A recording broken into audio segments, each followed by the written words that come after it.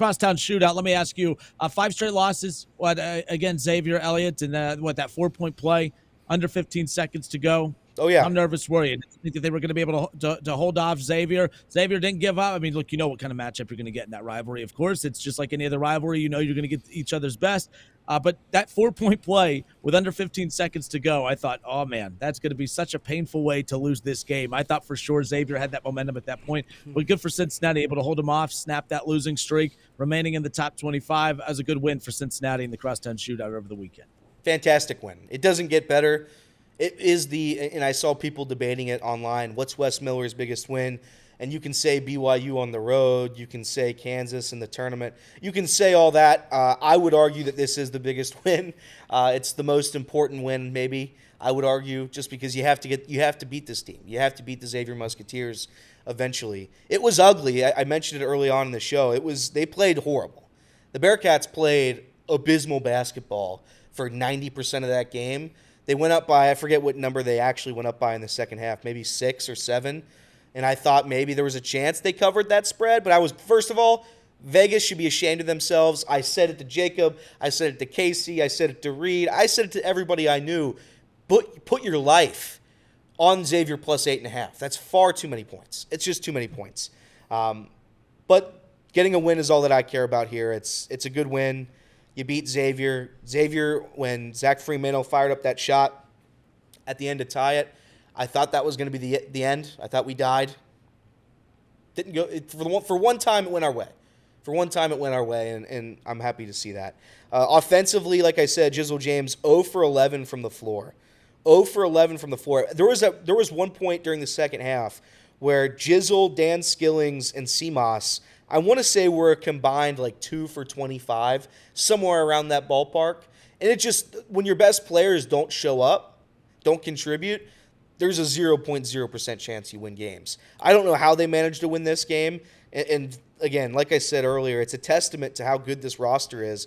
Because if you play as bad as you played, and you were never really out of that game, that's a testament to how good of a team you've got. And, Xavier went up by 7 at the under 8, and I thought, man, it's just going to be one of those games again. They just can't beat Xavier. But they fought, and they fought, and they fought, and it was good enough to get the job. Again, free throws kind of kept UC in it. 73%, probably the best free throw shooting percentage game we'll have all season long. But yeah, good for us, man. I get the old monkey off the back. Yeah, and you learn a lot. You learn about your team, just like, especially in those situations, and you've been holding off a team all game, and then you hit that 4-point play, that momentum swinging type play, and it's like at that point, now you're not playing to close them out to win. At times you feel like, oh man, they're just playing to not lose this game, and when you play tense and tight like that, that's when I get nervous for teams, especially in basketball at that point. And it was nice to see Cincinnati come out and hold Xavier off. Look, and I know Cincinnati fans haven't felt good about their last couple of wins. I mean, look, they're 8-1 now. With the vibe of talking to Bearcat fans over the last week and a half, it's like, man, I thought they lost a couple games. No, you just, very similar to what we've talked about with the Bengals today, winning games, but you just don't feel good about any of those wins. And that's kind of how it's been with the Bearcats coming out with some of these wins against teams that they probably should have won in more definitive fashion. Not saying you should have won with more definitive fashion against Xavier. You feel good about that win. You know that's going to be an ugly win. It's just another ugly game, and that's why you're questioning Cincinnati. At what point are you going to come out and just look smooth across the board from tip-off until the end? You haven't had that in quite a few games. I don't know if you're going to have that against Dayton either. They got a big one against Dayton coming up this weekend. As you guys talked about, Dayton is probably going to crack the top 25. When does the AP come out with basketball, Elliot? Is it today Tuesday. or tomorrow? I think it's Tuesday, right? I'm pretty sure it's Tuesday. It's either today or tomorrow. Either way, by the time this is being heard in Dayton on the radio, maybe it's come out today. I don't know. Dayton's going to be in the top 25. Cincinnati's going to be in the top 25. I did not anticipate that coming into this season. It is. I figured. So I knew it was going to be a good game between Cincinnati and Dayton this season. I just did not think it would be a top 25 showdown. I got to give Anthony Grant credit because I constantly criticize. I'm not a big Anthony Grant guy. The guy he loses those games you talked about, that Xavier Cincinnati finish. Anthony Grant is notorious for losing close games. You had that 21-point lead against North Carolina, became a close game, you lose it. You lose. He's always lost close games as head coach at Dayton. Good record when they blow teams out, as most teams are. in close games, he's not very good. But to his credit, they won a big one over the weekend against Marquette. They were down double digits at halftime. I've said this about Dayton.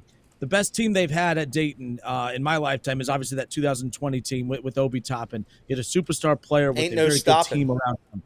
Yeah, Obi Toppin. Shout out to Obi. But in the teams after that, they've had more talented teams than that 20 team, but they weren't very good teams. They've had Tumani Kamara, who's in the NBA with the Trailblazers. They obviously had Deron Holmes. I'm a big fan of Deron. Deron, unfortunately, had a season-ending injury during preseason. But those have been way more talented teams. This team is not super talented as far as NBA guys all up and down the roster like Dayton has had in recent years. But recent seasons have had NBA guys on the roster, and they have nothing to show for it. Now you have guys that are just playing good team basketball. This might be the best team Dayton has had since 20, and I'm excited for this matchup with Cincinnati because Dayton just looks like there's not one guy that you have to game plan for. They have 5 guys that could put up double digits on you at any given moment, in any given game. I'm excited for this matchup with Cincinnati coming up this weekend. Dayton's good, man. Dayton has 2 losses, 2-point loss to UNC. As you mentioned, they lost to Iowa State by 5. They've had opportunities to win games against really, really good teams. Beat UConn by 20, and you beat Marquette in a fantastic game. So the issue is with that, unfortunately, is it's at that trash arena that is Heritage Bank Center. So it's usually a stiff rim. The court's going to be slippery. I'd imagine all kinds of havoc is going to be had on whatever night that is. So I'm disappointed that game is still at Heritage Bank and not either at Dayton or at UC. Neutral games mean nothing to me. I wish they'd get rid of them. Silly. Well, what is do you know the purpose of that? And I should know that too. I don't. Why is that being played there? You can say it's neutral, but it's in Cincinnati, and Dayton always fills up. I mean, like I think last year Dayton fans made it like a road home game for them because they filled up that arena. Didn't make any sense. I have no clue why they're doing it at that arena. Yeah, it was all Dayton fans at Heritage Bank Center last year, and I the only thing I can think of is that UC didn't want to play them or give them the benefit of the doubt of giving a game at Dayton, so they're like, we'll just play 2 at Heritage. It's kind of close to home. Maybe we'll get home field advantage, home court advantage. Just not the case. Dayton travels very well, as we talked about last week, so it sucks that game is there. It really does. Saying that, I wanted a 1-1 split between Xavier and Dayton. That's all I wanted. If we split between Xavier and Dayton this year, I was going to be happy, and that's what it's going to be. So I'd like to win. I hope the Bearcats win. I think they're good enough to win.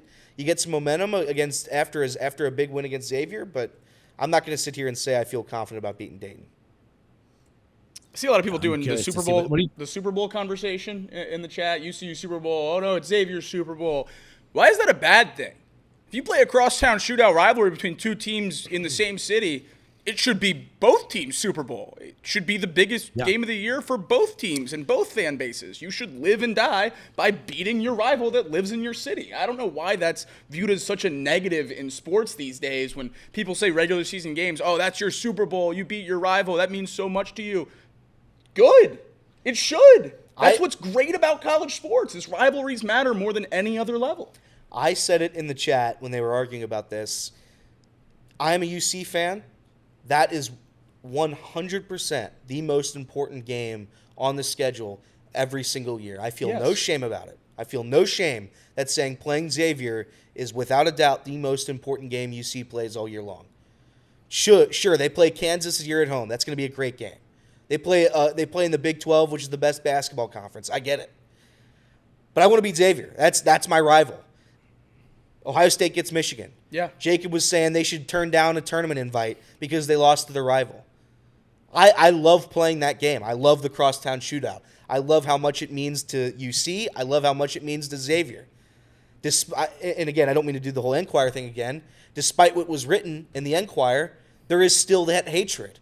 There is still the rivalry. You still feel it. You still feel the passion.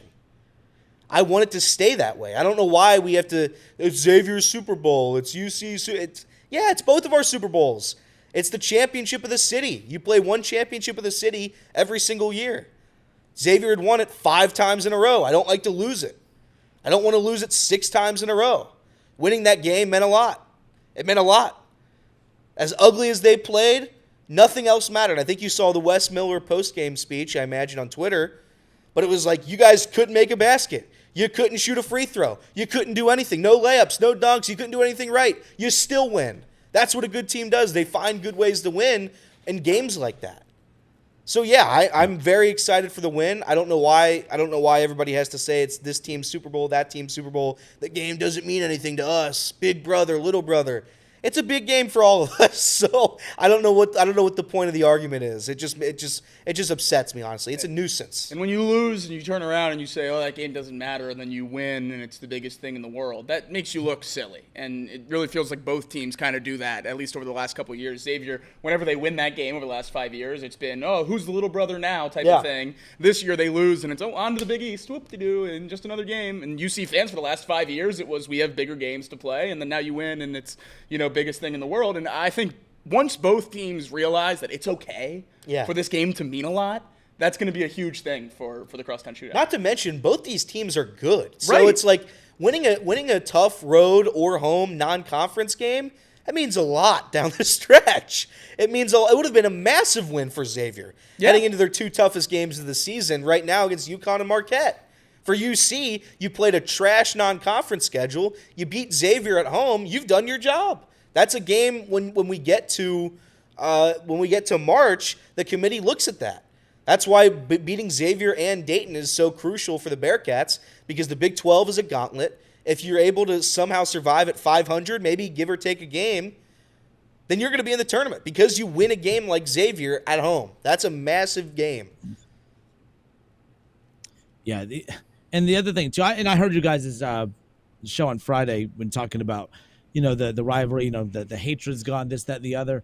Obviously, when you're a fan in that rivalry, that's up for you guys to decide, not outsiders. So for me, I can't sit here and speak on the Crosstown Shootout rivalry as far as the vibe of it, this, that, and the other. I will say all rivalries have been impacted by, as of late, where they don't feel like they used to, mainly because the fact that, like, when you used to be recruited by a school, you'd go to school, you'd be a freshman, you'd be entrenched into it as a freshman, and then you get your chance to play in it as a sophomore, and that's where you get your first taste of that rivalry there. And then as a junior, you're already an established player, and now you play a pivotal role in the outcome of that rivalry game. And then as senior, you had 2, 3, 4 years where you got to hate that team. Right now, all North Carolina Duke, that used to feel, to me as a kid growing up, I loved that North Carolina Duke matchup when you obviously had the two legendary coaches, two legendary programs. It felt like it felt bigger when I was growing up than it is now. But that's because you had players that would go to Duke as freshmen and graduate, or go to the NBA and stay their whole careers there. You have so much player movement now, so many one and dones, that maybe it doesn't feel as special just because the player movement they move so much that there's just, you don't get to have that attachment to those players or have memories of, oh man, he's a junior, remember that year in his freshman year when he hit the game winner against that team, and remember when he got in that fight his sophomore year, man, he hates this team. All that stuff gets eliminated because of today's landscape of college athletics. That's what stinks. That's what, you establish memories in these rivalries. I think that's what has hurt rivalries more than anything else. I think the fan bases still can't stand one another, Michigan, Ohio State, this, that, the other, all of that. I think all of that matters still, but I do think what all rivalries have taken a hit on is the fact that the players change so rapidly, it's hard to get invested into it from that perspective. I don't think that really diminishes the rivalry, though. That's how college sports is, but everybody who transfers into UC, who transfers into Xavier, they know how important that game is. They do. Mm-hmm. And one of the cool parts yesterday, and that's from me, a UC fan, Zach Freeman's been there for 6 years. He's been at Xavier for 6 years. He was undefeated. He didn't play in all the games, but he had never lost. He'd never seen one of his Xavier teams lose. Yep. And that stuff's cool. Like, everybody gets it. Like, Dillon Mitchell transfers here, he gets it. Everyone gets it. And I think guys who, they'll transfer to Ohio State. Will Howard transferred into Ohio State. He got it. He lost, but he got it. So I think that... I think he said the right things. I don't think he got it. Because what he got was reality check on game day. That might be true. But no, what he got was a concussion, middle of second quarter. Yeah. I will say this. The only negative I have from that game on Saturday, whoever was responsible, and I was listening to Chatterbox Bearcats, and they made the same point. Whoever was responsible for putting that game on ESPN Plus should be ashamed of themselves. Having the issues that it had in the first, 25, 35, 45 minutes, and it still never really got fixed, they should be ashamed of themselves.